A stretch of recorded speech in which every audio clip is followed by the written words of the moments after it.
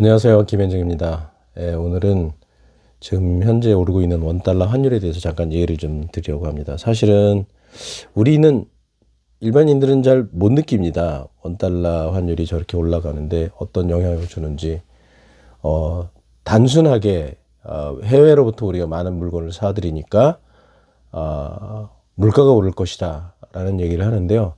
그 이면에 또 여러 가지 문제점들이 있습니다. 여러분들이 생각하는 것처럼 첫 번째 물가가 오를 확률이 높고요. 그리고 어떤 분들은 그 얘기를 하세요. 물가가 많이 안정이 되지 않았냐.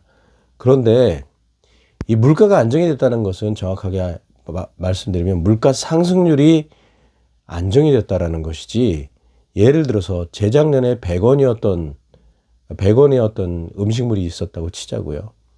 작년에 150원으로 올랐어요. 물가가 굉장히 많이 올랐죠.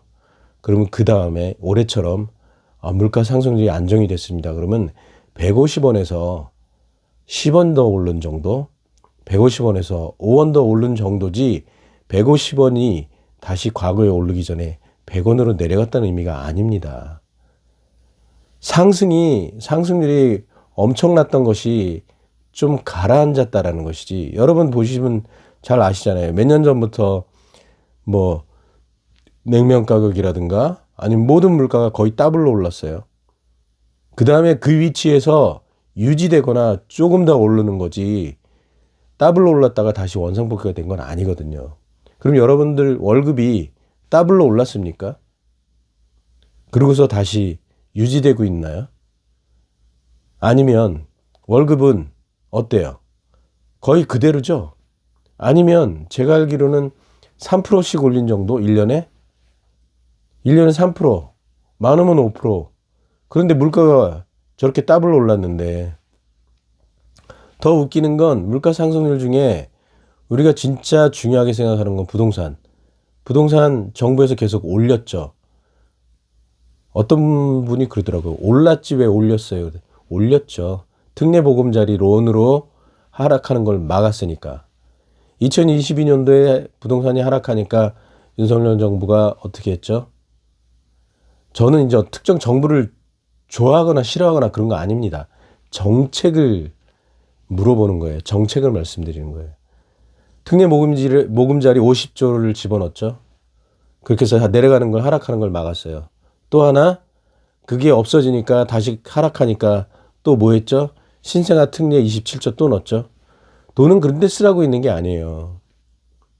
부동산은 소득과 연계되어 올라가고 소득과 연계돼서 내려가야지, 소득과 상관없이 대출로 그렇게 계속 펌프질을 하면 영원히 대출로 펌프질을 해줘야 됩니다. 그런데 경제 여건이 그게 안 되면 어떻게 될까요?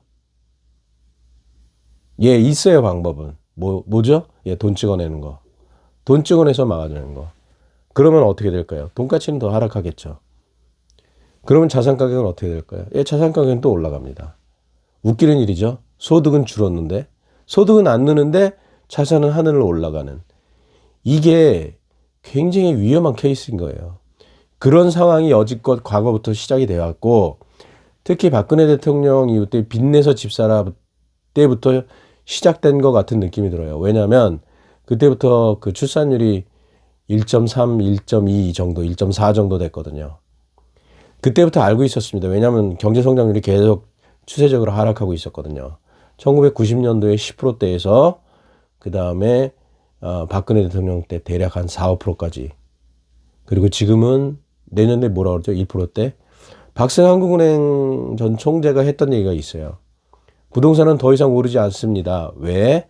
경제 성장률이 장기 저성장으로 갈 거니까. 물론 그분의 말을 전적으로 믿지는 않지만 부동산은 그것과 관계없이 다시 대출로 밀어 넣으면 올라갑니다. 전혀 경제와 관계없이 올라가요. 그게 무슨 문제를 일으키냐면, 영원히 그걸 떠받칠 수 있냐 이거예요. 영원히 떠받치려면 아까 말씀드린 대로 아르헨티나나 베네수엘라처럼 계속 집어넣어야 됩니다. 돈을. 없는 돈을 어떻게 그냥 만들어서 돈을 찍어내서 매년 특례로 50조씩 넣어줘야 돼요. 그리고 그렇게 특례로 계속 넣어주고 돈을 풀면 어떻게 돼요? 예, 인건비는 뭔가 상승하는 것 같아요. 막 오르겠죠? 그런데 환에서는 어떻게 돼요? 외부 환율에선 아까 말씀드린 대로 환율이 위로 계속 칩니다. 1달러에 1,500원, 1,600원, 1,800원, 1,900원, 2,000원. 그게 경제가 성장하는 건가요? 아니에요. 그런 일이 벌어지면 어떤 일이 벌어지냐면요.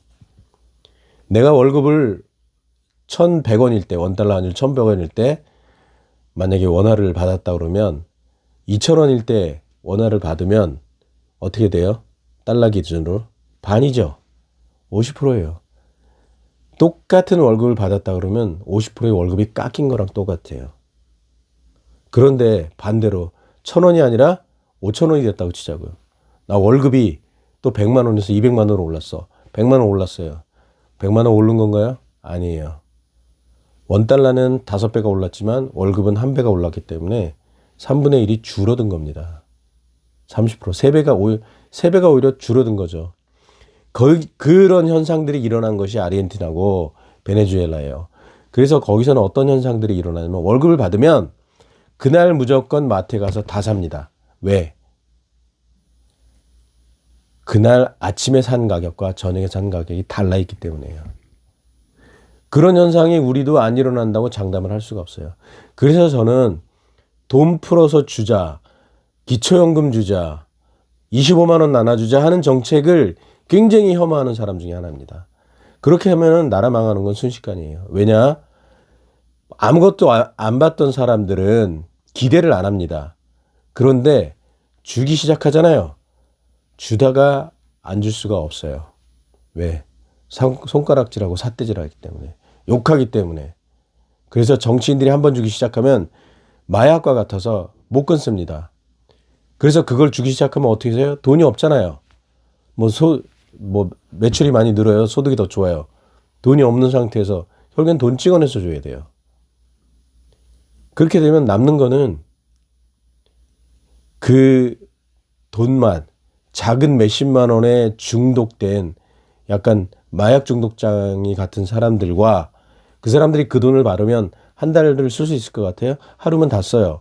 그리고 그런 상황이 되면 경제가 다 망가지면서 모든 사람이 정부만 바라보게 됩니다. 그럼 정부는 아까 뭐라 그랬어요? 그런 상황에 되면 경제가 망가지면 세금이 줄어들어요. 그럼 세금이 줄어드니까 사람들이 달라고 그러니까 돈은 줘야 되니까 뭘 하냐? 또 찍어냅니다. 또 찍어내서 또 주면 돈 가치는 또 떨어지게 돼 있어요. 물가는 또 오르죠. 이게 악순환이 계속돼서 결국엔 여기에서 살던 사람은 살지 못하게 됩니다. 두 종류로 나눠야 돼요. 해외로 튀는 사람. 해외로 튈 비행기 값조차 없는 사람이 남는 거고 그 사람들은 뭐가 되냐? 여기 정치를 하는 사람들의 추종자가 됩니다. 왜? 한 달 동안 그것만이라도 먹으면 한 달에 한 3, 4일 적어도 일주일은 배가 안 고프고 한 2주일은 고프더라도 3주일은 고프더라도 3주일은 쓰레기통을 뒤지더라도 그렇게 살 수가 있는 거예요. 그게 아르헨티나와 베네수엘라의 삶인 거예요. 여러분들이 25만 원에 몫을 거는 순간 여러분의 미래는 쓰레기통 뒤지는 당신들의 자녀가 될 수 있다는 얘기예요. 말이 좀 너무 많이 갔는데 원달러 환율이 이렇게 올라가면 어떤 일이 벌어지냐면 아까도 말씀드렸지만 대출, 달러 대출을 갖고 있는 기업들이 상당히 많아요. 왜? 달러가 필요해서 달러로 거래를 해야 되는 기업들인 경우가 많습니다. 수입해서 수출을 하는 기업들 같은 경우에 그런 게 많거든요. 그리고 또 하나 이해관계에 의해서 이자율이 낮아서 아는 곳에서 달러를 대출을 받을 수도 있기 때문에요. 그런 기업체들이 일단 자금이 힘들어집니다. 왜? 1달러에 1,100원일 때 차입을 해서 공장을 짓고 뭐 플랜트 시설을 하고 그래야 하고 원자재를 구입을 했는데 1달러에 1,400원일 때는 수출하는 가격은 똑같잖아요. 1,100원에 빌릴 때나 1,400원에 빌릴 때나. 하지만 이 사람들은 이자를 줘야 됩니다. 그냥 거치 이자를 주든 매년 이자를 주든 매달 이자를 주든 이자를 줘야 되는데 달러가 풍부하게 있으면 상관없지만 그렇지 않으면 원화를 바꿔서 줘야 됩니다. 시장에서. 그러면 1,100원일 때 내가 원화를 바꿔서 1,100원일 때 환율을 내서 빌려왔던 것이 1,400원이 되면 300원만큼 원화가 더 들어가야 됩니다. 내가 갖고 있던 돈이. 당연히 회사 운영이 어려울 수밖에 없죠. 그렇죠? 그리고 그 금액이 얼마인지는 사실 정확하게도 몰라요. 또 하나, 단기 회체가 늘어난 경우에는 제가 알기로는 단기 회체가 요 근래 좀 늘긴 했는데, 만약에 금융기관에서 야, 환율 쟤네들 자꾸 올라간다. 이거 요번에 좀 갚으라고 해야 되겠다. 대부분은 채권이든 뭐든 대출을 받으면 외국 기관들도 만기가 되면 갚으라는 소리를 안 하고 롤오버를 시켜요. 큰 차이가 없는 경우. 왜냐? 자기네들도 이자를 먹고 사는 그런 운영기관들이기 때문에요. 그런데 환율이 올라가죠. 불안해합니다. 못 갚을까 봐. 환이 내려가면 자꾸 빌려가라고 하지만 환이 올라가면 불안해해요. 그래서 뭐라고 하죠? 먼저 일단 갚아 그럽니다. 만기 때 롤오버를 안 하고 갚으라고 하게 됩니다. 또 하나, 우리가 원달러 환율 여러분들 아까 가장 확실하게 느꼈던 거, 물가. 저희 나라는 쌀 외에는 거의 100% 수입이에요. 특히 석유. 석유 트럼프 대통령 때 1차 1기 때 그때 석유가 굉장히 많이 쌌었습니다. 샌드 오일 뽑아내는 바람에.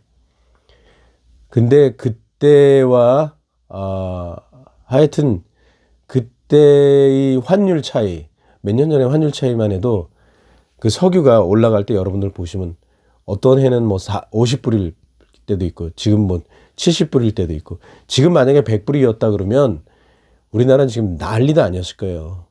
그나마 다행스럽게 지금 70불 정도 유지하고 있으니까 다행스러운 거지.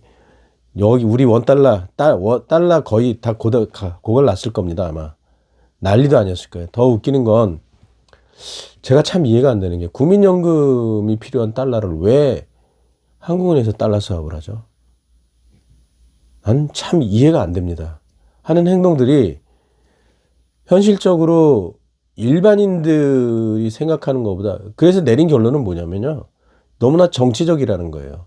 국가의 경제 운영을 경제적인 관점으로 보고 국가의 미래 발전을 보고 하는 게 아니라 정치적인 관점으로 봐요.